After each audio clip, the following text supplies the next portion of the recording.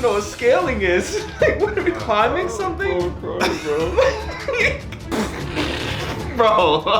Hey, I'm Darian. I've just been learning to code for the last 3 months. It's definitely the hardest thing I've ever done with my entire life, but every moment I can also see my progress, and it's the most rewarding thing. What's going on, guys? My name is Kaelyn. I'm a software engineer working at a company called Fly. Been a software engineer for about a little over a year now, and I've been working at my company for about, give or take, 6 months. What's going on, y'all? My name is Scott. I've been a software engineer for over a decade, where I've worked at companies like Google, Apple, IBM, you name it. I've also taught hundreds of thousands of people how to code with some of the courses that I create. Although right now I'm not an engineer anymore, I'm an investor where I take pitches like Shark Tank for startups. So this is gonna be hella fun. What are the 3 ways that you can apply CSS to HTML? Well, one way you can do it is you can do a reference in your HTML to your CSS file. What's that reference called? An href? No. Query selector, and then it's like document, I believe, and then in the parentheses you can reference the CSS file. Bro, That shit sound crazy. Dude. Anyway, I would say one of the 3 ways is inline. like inline, like how? Inline, like inside of a div, you would put like a style. So a style prop on the element. Element, yeah, style prop on exactly. the element. Okay. And then you have I believe a style block. Style tag. Yeah, style tag. Okay. Yeah. And then the third one is just through a CSS, separate CSS file. And what tag do you use to link that into your HTML? Well, I haven't done that in so long. I don't use regular CSS anymore. Link. So 3 ways. You can inline CSS on any element using a style prop or attribute. You can also write a style tag pretty much anywhere in HTML, although sometimes it's usually in the head, where you can write CSS inline there. And then lastly, you can link a CSS file using the link tag. What is a Git? well, it's something new to me, but Git is cloud storage for your code where you can go to it, you can make a version of it, save it, and then from there you can create these like little branches that come off, and you can make edits so it doesn't mess up the main file. I mean, I don't know, Kay, what do you think? What's good? I've never had to describe Git, but I use it all the time.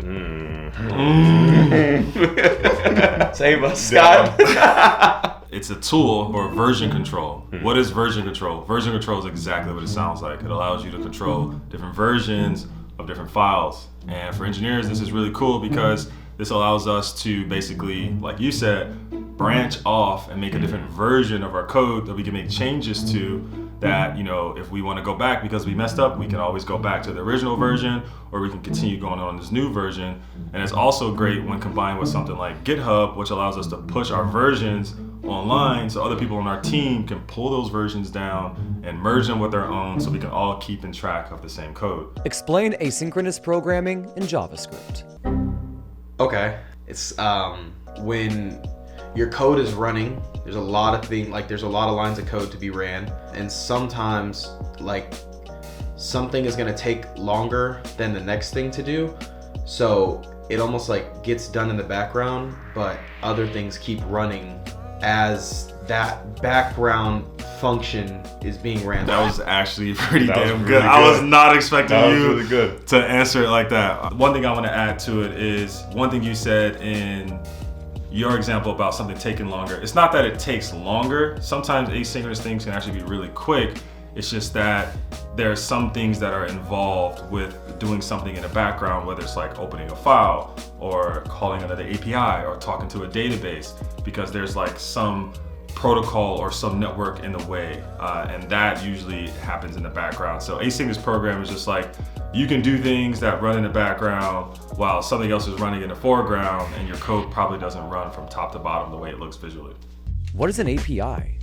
All right, we learned about this a little bit. An API is a way that an API would just be like a backend server then? Wait, because if you make a call. Help him, please. Help him. I've been trying to think of something to say too, and he made me more confused. API, Application Programming Interface. It's actually a very broad term. Most people, when they say API, they're talking about backends and servers, but really an API in general is just describing how some system, some piece of code, some app has created its own rules on how your app can interact with it.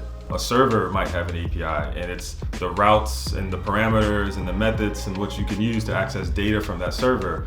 You might have your own personal API, and that might be like, oh, don't call me during working hours, and this is my phone number, and this is how you text me. That's your API. It's how you describe how anyone else can interact with you. What is horizontal and vertical scaling? Bro. Yeah, well, one goes up and one goes to the side. And then once you get past that, that's about it. I don't know. It's funny because like it's kind of accurate, but like very high level. I'm crying. I would have said the same thing. I don't even know what scaling is. Like, what are we, like, Oh god. climbing something? I'm crying, bro. Oh man. Okay. Horizontal scaling is basically, you can just think of it as like copying and pasting your server and like cloning it, duplicating it. Vertical scaling is like, I'm gonna take one server and I'm just gonna beef it up. I'm gonna make the CPU stronger. I'm gonna add more RAM. I'm gonna add, if I'm doing AI, I'm gonna make a stronger GPU or whatever. So I'm just gonna invest in just one of these servers and make them better. What is a CLI? An abbreviation for something I have no clue about. Typically, you use CLIs in the terminal. CLI stands for command line interface. Okay, let's break it down. There's many types of apps that you can make. You have what you all know, which are like, web apps. Apps that can be made on a browser, apps that can be made on a phone, those are mobile apps. Apps that are on desktop, those are desktop apps. A CLI is an app for your terminal. That's it. Interesting, I never thought of it that way. It's an app for your terminal. What is TDD? Touchdown dance. Touchdown. Bro.